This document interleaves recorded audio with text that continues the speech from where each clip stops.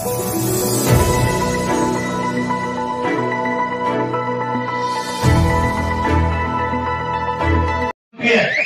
वाजतानंतर कोणाचाही माईक चालू देत नाही.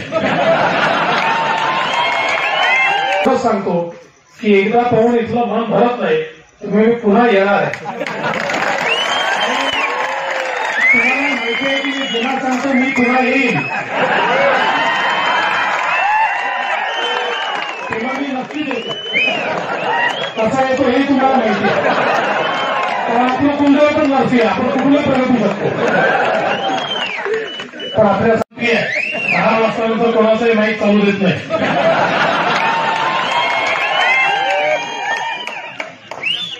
आपले ग्रामविकास मंत्री गिरीश महाजनजी, आदरणीय भरमू अण्णा, आमचे मित्र शिवाजी पाटीलजी, संजय पाटीलजी, विक्रमजी, सर्वच या ठिकाणी उपस्थित, आपले महाराज आणि सर्वच उपस्थित सन्मान्य अतिथी आणि सर्व गावकरी भगिनी आणि बंधूंनो, मी खरोखर आज शिवाजी यांचं मनापासून आभार मानेन. सकाळपासून मला रुखरुख होती की आज नरसिंह जयंतीचा दिवस आहे. सकाळी मुंबईहून निघताना नरसिंहाची आरती करून निघालो, पण मला असं वाटलं की आज कदाचित नरसिंहाचं दर्शन होणार नाही, आणि प्रत्यक्ष नरसिंहाचा निरोप घेऊन शिवाजी माझ्याकडे आले आणि म्हणाले, आज मंदिरात तुम्हाला यायचं आहे. ईश्वराचाच संकेत मला मिळाला, कारण आमचं कुलदैवत हे नरसिंह आहे, आणि त्यांनी ते सांगितल्याबरोबर पुढचे सगळे कार्यक्रम आम्ही मागे पुढे केले आणि थेट या ठिकाणी आलो.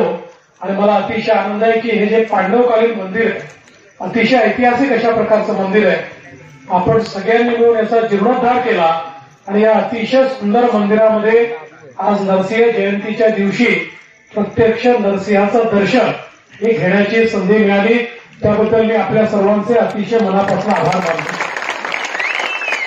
खरं म्हणजे कुठल्याही गावात गेलं की लोक आम्हाला 25-15चा फंड मागतात. तुमच्या गावामध्ये 25-15च्या फंडाच्या ऐवजी मी मंत्रीच घेऊन आलो, हा तुम्ही ठेवून घ्या.